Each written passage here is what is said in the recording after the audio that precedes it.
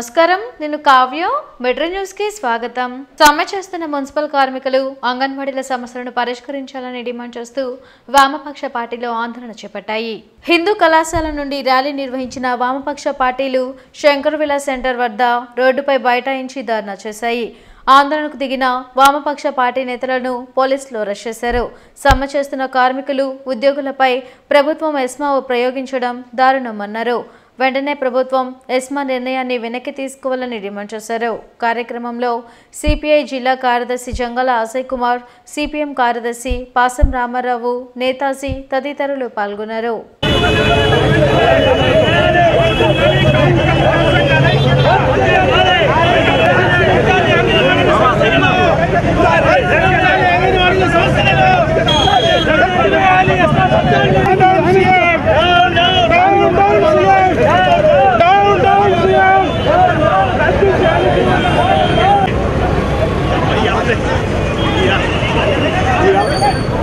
కార్మిక రైతు సంఘాలు ఎస్మా చట్టాన్ని రద్దు చేయాలని, తక్షణమే అంగన్వాడీలు, మున్సిపల్ కార్మికుల యొక్క కోరికలు నెరవేర్చాలని, ప్రజలకు అసౌకర్యంగా ఉన్నటువంటి ఈ సమ్మెను పరిష్కారం చేయడానికి ప్రభుత్వం తక్షణమే పూనుకోవాలని ఈ రోజున అన్ని ప్రజా సంఘాలు, ట్రేడ్ యూనియన్ల ఆధ్వర్యంలో ర్యాలీ నిర్వహించడం జరుగుతూ ఉంది. నిన్న సజ్జల రామకృష్ణారెడ్డి గారు సాయంత్రం 5 వరకు డెడ్ లైన్ అని ప్రకటించారు. మేము చెప్తూ ఉన్నాం, ఈ ప్రభుత్వానికి డెడ్ లైన్ ప్రకటిస్తూ ఉన్నాం. ఈ రోజు కనుక పరిష్కారం కాకపోతే ఇది రాజకీయ పోరాటంగా కూడా మారుతుంది, మీ అంతు చూస్తుందని తెలియజేస్తా ఉన్నాం. వైఎస్ జగన్ చేపట్టిన ప్రజా సంకల్ప పాదయాత్ర చరిత్ర సృష్టించిందన్నారు ఎమ్మెల్యే ముస్తఫా. తూర్పు నియోజకవర్గ వైసీపీ సమన్వయకర్త నూరి ఫాతిమా. వైఎస్ జగన్ ప్రజా సంకల్ప పాదయాత్ర పూర్తి చేసుకుని 5 ఏళ్లు పూర్తి అయిన సందర్భంగా వరల్డ్ క్లబ్ రోడ్లో సంబరాలు చేశారు. వైఎస్ఆర్ విగ్రహానికి పూలమాలలు వేసి నివాళులర్పించి కేక్ కట్ చేశారు. ప్రజా సంకల్ప పాదయాత్రలో పేదల కష్టాలు తెలుసుకున్న జగన్ అధికారంలోకి రాగానే అనేక సంక్షేమ పథకాల ద్వారా వాటికి పరిష్కారం చూపారన్నారు.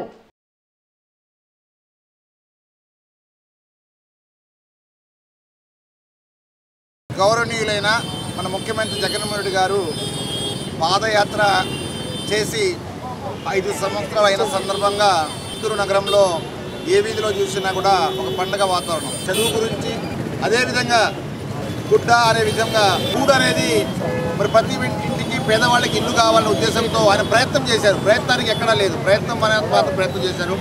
అందుకనే గుంటూరు 1వ నియోజకవర్గంలోనే 33,000 ఇళ్ళు ప్లాట్ ఇవ్వడం జరిగింది. వైఎస్ జగన్మోహన్ రెడ్డి గారు పాదయాత్ర కంప్లీట్ చేసి 5 సంవత్సరాలు, దాదాపుగా 3,648 కిలోమీటర్ల ఆయన పాదయాత్రలో ప్రజలను కలిశారు, వాళ్ళ కష్టాలు తెలుసుకున్నారు, వాళ్ళ ఇబ్బందులు తెలుసుకున్నారు.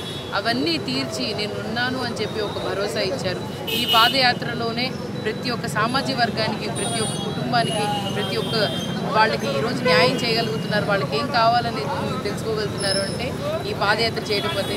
రానున్న రోజుల్లో కూడా ప్రజలందరూ ఖచ్చితంగా ఈయన తీసుకొని వచ్చిన సంక్షేమ పథకాలు, ఈయన తీసుకొని వచ్చిన అభివృద్ధిని ఇంకా ఇలాగే కొనసాగిస్తూ ప్రజలకు అందుబాటులో ఉంటూ పాదయాత్ర సందర్భంగా 5 సంవత్సరాలు కంప్లీట్ అయిన సందర్భంగా ఈరోజు వైఎస్ రాజశేఖర రెడ్డి గారి విగ్రహానికి మా పూలదండ, అలాగే ఆయనకి నివాళులు అర్పించుకుంటూ ఆయన అడుగుజాడల్లో ఆయన ఆశయాల్ని ముందుకు తీసుకెళ్తూ.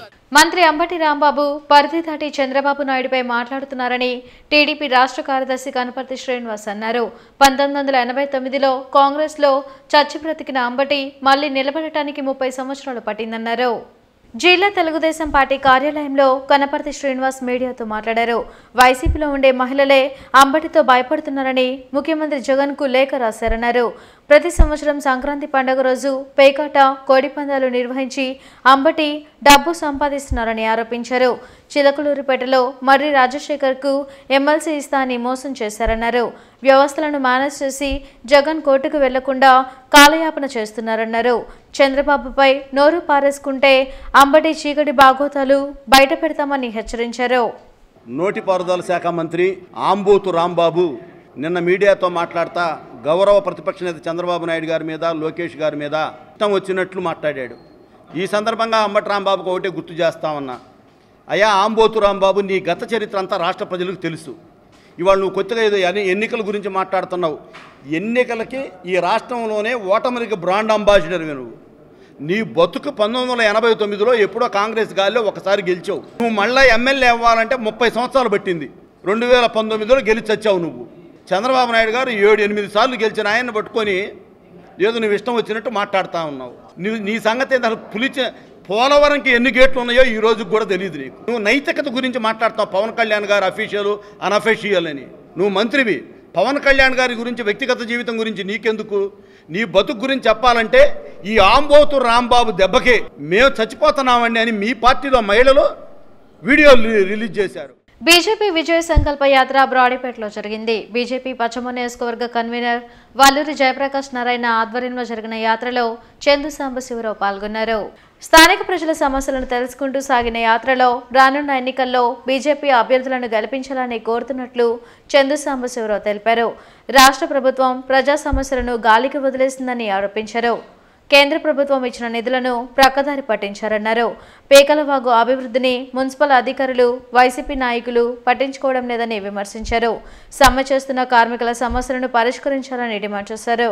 కార్యక్రమంలో జిల్లా అధ్యక్షుడు నరేంద్ర కుమార్, తులసి యోగేష్ తదితరులు పాల్గొన్నారు. మేము ఇచ్చినటువంటి కేంద్రం ఇచ్చినటువంటి ఫండ్స్ ఏ మేరకు సద్వినియోగపడినాయో ఉపయోగపడినాయో లేదో తెలుసుకోవాల్సిన బాధ్యత ఉంది. దాంట్లో మరి ముఖ్యంగా పేకలవాగు మన పక్కనే ఉంది. ఇప్పుడు మన వాళ్ళంతా ఈ లైన్లోనే ఉంటున్నారు. వాళ్ళందరి సమస్య ఏంటంటే ఒకటి కనీసం పూడిక తీరు, దాంట్లో అది ఓపెన్ డ్రైన్గా ఉంది. ఆ డ్రైన్లో ఏమేమి వెళ్తున్నాయో మనకు తెలియదు. విపరీతమైన వాసన, ఎక్కడైతే ఇళ్ళు ఉన్నాయో కనీసం వెళ్ళడానికి రావడానికి మార్గం లేదు. అసలు ఈ పేగలవాక్కి ఎంత ఖర్చు పెట్టారు, ఖర్చు పెట్టిన డబ్బులన్నీ ఎక్కడికి వెళ్ళినాయి, మీరు ఎందుకు దీన్ని ఇలా ఓపెన్ డ్రైన్గా వదిలిపెట్టారంటే చెప్పే నాథుడు లేడు. ఇలాంటి మిస్మేనేజ్మెంట్స్ మారాలంటే, ఆగాలంటే, ప్రజాధనాన్ని ప్రజల అవసరం కోసం మనం వాడాలంటే మరి జాతీయ స్థాయిలో ఇవాళకి నరేంద్ర మోడీ గారు గత 9.5 సంవత్సరాలుగా 10 సంవత్సరాలుగా ఎంత సమర్థవంతంగా నడుపుతున్నాడో అలాంటి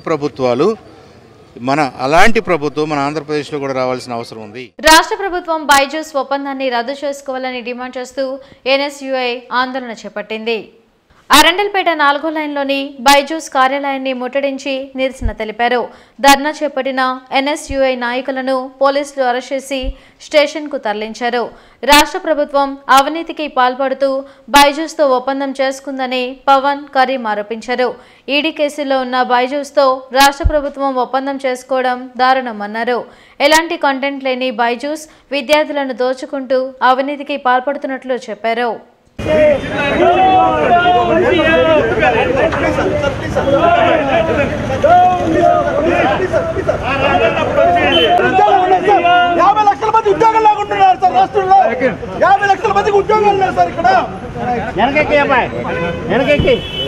యొక్క అవినీతిలో భాగంగా చేసిన ఈ కాంట్రాక్ట్ ని రద్దు చేసుకోవాలి. యువజన కాంగ్రెస్ మరియు ఎన్ఎస్యూ సంయుక్తంగా ఈరోజు గుంటూరు నగరంలో ఈ కార్యక్రమం చేపట్టడం జరిగింది.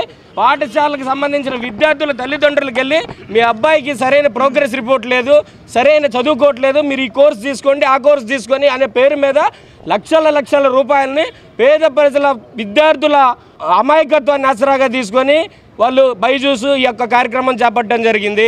ఈ బైజూస్ ఇటువంటి కార్యక్రమాలని రద్దు చేసుకోవాలా, లేకపోతే రాబోయే రోజుల్లో యువజన కాంగ్రెస్ ఎన్ఎస్యూ సంయుక్తంగా బైజూస్ ఆఫీసుల మీద కూడా దాడులు చేస్తామని ఈ సందర్భంగా తెలియజేస్తున్నాం. ముఖ్యమంత్రికి ఒకటే విజ్ఞప్తి చేస్తా ఉన్నాం, ఈ ప్రభుత్వం ఆ యొక్క కాంట్రాక్ట్ని రద్దు చేసుకొని మరి నువ్వు మెగా డిఎస్సి నిర్వహించు, జాబ్ నోటిఫికేషన్లో ఏ విధమైన నోటిఫికేషన్లు లేవు, మరి ఈ బైజూస్కి ఎందుకు 3,500 కోట్ల కాంట్రాక్ట్ ఇస్తున్నావు?